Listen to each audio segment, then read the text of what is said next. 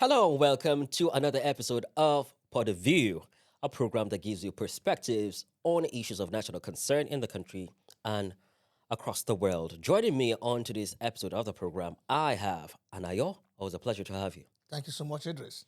I love the look today. Look like someone who just won a contract for the federal government. I wish I had, but I don't have We'll the claim that by faith. I don't have the war chest for contracts. All right, so it is a watches that's required to secure a Need the contract. big war chests. But you look good, by the way. Thanks, and you looking very good. Thank you very much. Now, delving into the conversation of the day. First, the US has been dominating the news this week. There is now from trade retaliation in the past, this time it's social media. It is now required that for you to be able to secure a visa to the United States, you need a history of about 5 years from your social media accounts, your posts, and engagements. That's one. We'll be discussing on that. After that, we'll be looking at the by-elections that took place in about 16 constituencies during the weekend. How was the conduct of that? What are the reports by observer groups locally, or CSOs? We'll be looking at that particular topic and lessons that have been picked up from there. And lastly, we'll be looking at the calls to increase the salaries of Mr. Presidents, ministers, and political office holders, and that's coming from a Revenue Mobilization and Allocation Fiscal Commission. And if time permits, we might just pick up something else. But to begin with, first, social media accounts, 5 years history. I'm just wondering, are we now being suspected of something? This is becoming too often that it doesn't look like a coincidence. Trade retaliation, are we having a face-off, diplomatically speaking, between Nigeria and the United States? Well, we're in a new world order, and I think the Americans and Europeans deliberately want to make us pay for our past sins. Nigeria should be one of the biggest countries from Africa. Nigeria played Big Brother role for several years. At a point in time, Nigeria's foreign policy statement was Africa first. But whether Nigeria has successfully played that role remains to be seen. Former President Jerry Rawlings of Ghana, who I personally late President, I personally interviewed some 10 years ago, told me point blank that Nigeria has failed Africa. And he was speaking here in Abuja after a summit at the Transcorp Hilton. He told me Nigeria has failed Africa. What year was that? That was in 2009 after he attended a summit by one of the national newspapers here in Abuja. He was a speaker. He was a keynote speaker there. So I went privately to his hotel room, and he told me that the entire Africa is disappointed in Nigeria. Nigeria has failed to lead Africa where Africa should be.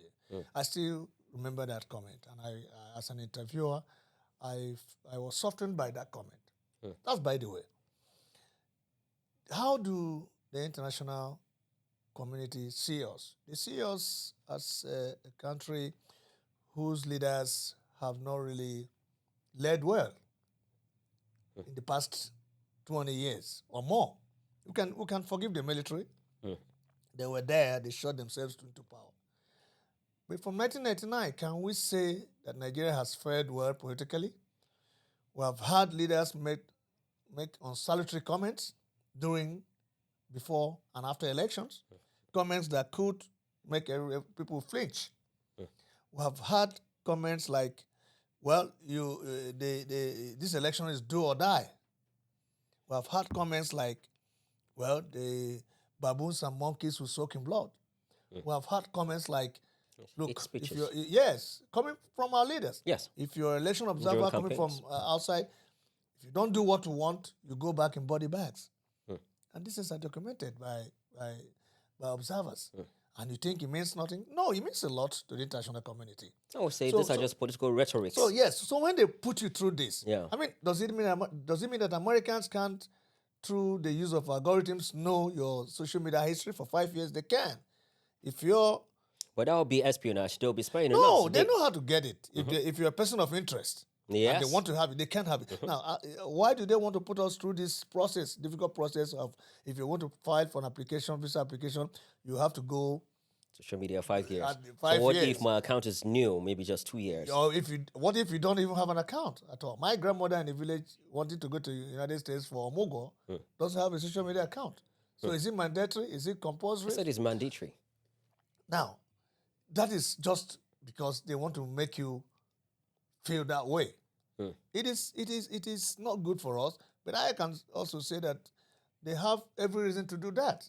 We have not fared well, we have not done well internationally, and there's a mindset about Africa. And when I say Africa here, I'm talking about Nigeria. That's why I refer to what Jerry Rollins told me some years ago. Yeah. So when the entire world look at Africa, they see Nigeria. And they see a country where you have electoral violence, electoral processes, you have politicians Ballot box stuffing. yes, you remember the story about being fantastically corrupt. Corrupt, yeah. So they see these things, and they look at you and say, look, oh, this country is not really doing very well. Could it be the reason why the Canadian courts had to label out two major political parties, the People's Democratic Party, PDP, and All Progressive Congress, as terrorist groups? And based on two very important statements, one, that we support terrorism. And I think that's the same thing if you look at the case of visa revocation in the United States, about 6,000 persons. And for Nigerians who are being affected, it's been said that the problem is that most of the people who have been revoked, those visas, were supporting terrorist groups and ideologies and issues of anti-Semitism. Another thing is subverting, according to the Canadian court, subverting democratic processes. In a democratic state such as Nigeria, you'll get to the court in Canada saying that our leaders are subverting democratic processes. Then what exactly are we practicing? Yes, they have the information, they have the details, they have the reports, and they're all out there. I mean, it's not every day a court comes out to say, this is my judgment. That's a document. And when you say things in the public, it's taken down and documented. I mean, that's a court. But in Nigeria, it's just not a district court. What does that mean? But it means a lot. It could mean, look, you get to the Canadian Embassy or Canadian High Commission wanting to ask for a visa, and you're looked at, which party do you belong to? Are you a member of these political parties that are described by our court as terrorist organization? I think that's why some people came together quickly to say, look, please, the Canadian court, Canada, this is not the way we are. I don't know. Sorry to jump in here, Anayo. I'm thinking, could it be because they said there was a protest in the United States and Nigerians and Africans, immigrants, were sent to protest over the war in Gaza and all that? There is this growing concern over anti-Semitism. Could it be as a result of the fear also that the Nigerian state, most people from Nigeria, might be seen being caught in between these nations that are in this war with social media comments? Because we hear sometimes comments, some people being pro-Israelis or pro-Palestinians. Could that be one of the reasons why the United States government is actually putting its eyes on immigrants, especially Nigerians? Because we're here in Nigeria, we may not know how people see Nigeria from the outside. You're living in the United States, for instance, you pick up a newspaper to read about Nigeria, you're going to see a lot of things. You're going to read a story about banditry. The next paragraph could be, or page could be about kidnapping. Then you look at insurgency, maybe a little bit of political firefight between two political parties. And the next story is about violence, religious violence, and all of that. So these are stories people read when they pick up, when they read about it. So if you're an investor, first you say, look, this country is in trouble. So, and then again, you come down to Nigeria and you see some of these things manifest. Sure. Why you're not bothered is because you are right inside here where it's happening. I told you a story about we all know how bad it looks because we're in it. A young Chinese guy who was asked to give me an Android phone. He was asked by his company. It was a media company. So when you get to Abuja, okay, during a visit in China or here? Yeah, that was after my visit to China. I said, look, give this Android phone to Mr. Anayo. So he arrived at Abuja, and I went to the hotel where he was staying. He refused to come down from the hotel. He said, I'm scared. I can't step down from the hotel. I had to go to the fifth floor to collect an Perception. Android phone. And when he handed over the Android phone to me, he was wishing me well. He said, please, how are you going to get back home with that Android phone? I said, why? He said, because it could be snatched from you. So you can see The how people, perception. that is a first timer in Yes. Abuja, Nigeria. Perception. He's unsafe. And all. So it's a big story that I don't know how we're going to get out of it, but it's affecting us. Now, jumping still on issues of elections. The reason why we dwelled quite much on this is because of the fact that this lays the foundation for the other issues. The by-elections. We just had a by-election last week. The world outside judges us based on our conduct when it comes to recruitment processes, elections, and all. Now, coming to the by-election, 16 constituencies, you have the All Progressive Congress winning 12, constituencies, federal constituencies and state house of assemblies and all. Do you feel that there is an improvement? Because some people say that these by-elections are indicators for what could be obtained when the general elections come 2027. What would you say about the general conduct of the by-elections? Are Nigerians satisfied? The question is, Idris, did anything different happen? Same stories of vote selling and buying, now called vote trading, because there's a buyer and there's a seller. It takes two to tango. Violence, intimidation, bad conduct by electoral officials, some intervention or interference by security agencies. Yeah. Look at the reports. CSOs came out with the same old song and dance. After... we had a conversation on the radio. Yes. One, an observer same group. old song and dance. And Yes. you wonder whether all of that will change before 2027. KDI complained even about the IRF, that there are inconsistencies in It's the results. same story. Which is nothing. In fact, You have an incidence from E40 somewhere saying that there was no elections that was conducted at a particular polling unit, but at the collation center, you now have. some results came 24 hours after. In fact, as we speak, I'm not sure. It was just yesterday. INEC said, look, all the results have come in. And we can, It appears to me that at the end of the day, the real elections happen at the collation center, not the polling unit, at the end of the day. Because you could have elections being cancelled at the polling unit, then doctored at the coalition center. I have covered elections for years. At times, Nigerians don't really get to know what happens during elections. Because usually people vote, except when they want to stay back and protect their vote. They vote and go home and expect magic to happen. It is at that point that politicians come in. At times, officials of the electoral umpire are handicapped. You find politicians seizing the political process, and then determining what happens, what comes up. But, it's easy to sit back and say, INEC didn't do this, INEC didn't do that. I'm not saying there are no places where you can put blames on INEC. But more often than not, it is the politicians that mess up the electoral process. And you find INEC also handicapped. Vote buying case was in Kaduna. The Same place old of song and relocation, dance. yes, in some But certain it has states. changed. And if we continue this way to 2027, it takes us back to same thing we just finished talking about. The international community will see I'm us as... concerned about voter apathy. But of course, some people have resolved to faith. And that would destroy, that would ruin the legitimacy of any government if you have just 20-something% voting in an election. Yes. How would you call yourself a president? It doesn't tell a good story about the electoral process. It's not competitive. And I guess that's why supporters of Mr. President were calling for that bill to make Funny enough, if the electoral process is not competitive, it makes no meaning. Then you find one party, like for instance, the APC, sweeping all through the 11 states and 16 constituencies, and it becomes a bragging right. Yes, they won, and they claim they won. But where does that put our... But it takes us back to vote trading. They can't win even... It's just about what they offer. Is the trading? Is the trading? It comes back to trading. The people don't want good governance. And this If trading, they insist on it... This trading is both the position and the ruling party. Of course. It depends on who did the trading better. So when we say But before then... when we say the vote trading, it affects all the political parties. But before then, they have to make the environment conducive by weaponizing poverty.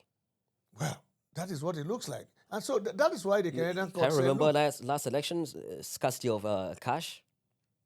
Well, those are within the realms of theories of, conspiracy theories. But, the Canadian court, it takes me back to the Canadian court to mention. Yes. The court didn't exclude any political party. In fact, I'm surprised that The court didn't mention other parties. Yeah. Maybe we'll have the two most prominent parties. Two But most now ask prominent, yeah. yourself, people have moved, those who are participating today, Yeah. the actors today, look at them. They've all gone through all these political parties. So when you say the PDP and the APC, you're just like, different branches of the same political group. Yeah, true. So that's why the same court thing. was True. didn't mince words. I don't know. But I don't think it was with all of this wrong that we generalization anyway. But let's leave that for another day.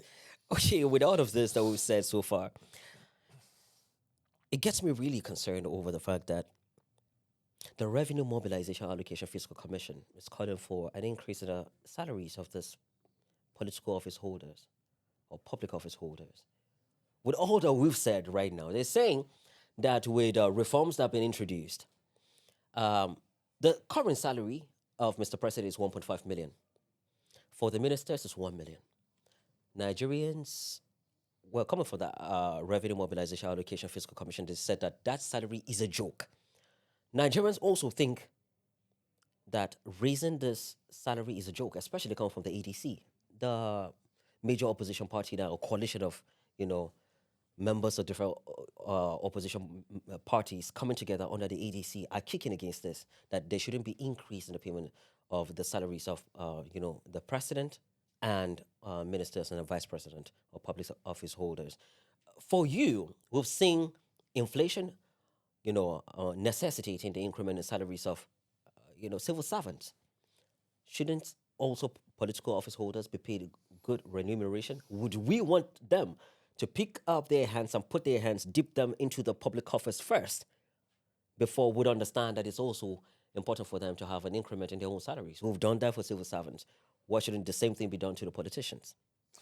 Well, there's nothing wrong in increasing salaries, but if I were an advisor to the boss of the Revenue Commission, the commission that made that announcement, it was done through during a press conference. If I was an advisor to the boss of that commission, I would have asked my boss not to come out with that kind of information. Why? On one side, it looks like, well, the public office holders want to be transparent with what they earn. Of course. The agency, the commission wants to put it out there that this is what Mr. President earns. After all, they say National Assembly members don't disclose theirs. Transparency on one hand. But on the other side, to the Nigerian, to the poor Nigerian, it's annoying.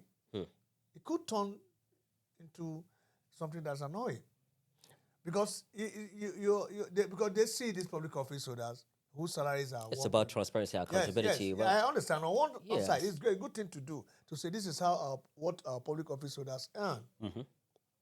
But after all, there are bickerings about members of the National Assembly. So on the other side of it, you want any of those people at the of the grassroots to believe you? That the president earns 1.5 million? To believe that you should bother yourself about how much the president or the senator earns? But at least you should know for the records. As journalists that we are, it's good. We know. You and I know that it's okay. Yeah. That information is okay for us to have it. But do you think that will, mean anything to the common man on the street? Okay. Wouldn't it? They don't care. It will annoy them. Because they see this, I'm not saying... We still go back to... Let's, for instance, let us agree that... you agree to this raise is trust the deficit. Yes, except you want to... raise the money. Yeah. Exactly. Increase it. That's 70,000 for civil servants. intention. That will also further annoy someone at the grassroots. Because, Idris, you don't go into politics with nothing. True. It's an investment. You put in money... And the way... our political leaders live, the way of life is open to all to see. Lavish. Yes, I agree. Some of them made their money ostentatious before going to politics, and then now they display the flamboyance. I heard that Adeleke in Washington State, they foot the bills of certain civil servants. You tell a Nigerian, I said, look, Mr. A is supposed to earn this. And he takes a look at you and probably walks away in annoyance. But you're not telling him anything new. Nigerians want to know National Assembly members' salaries and allowances. All of a sudden, Revenue Mobilization Allocation Fiscal Commission is saying that this is what the executives, political office holders within the executive arm of government are earning and this should be increased.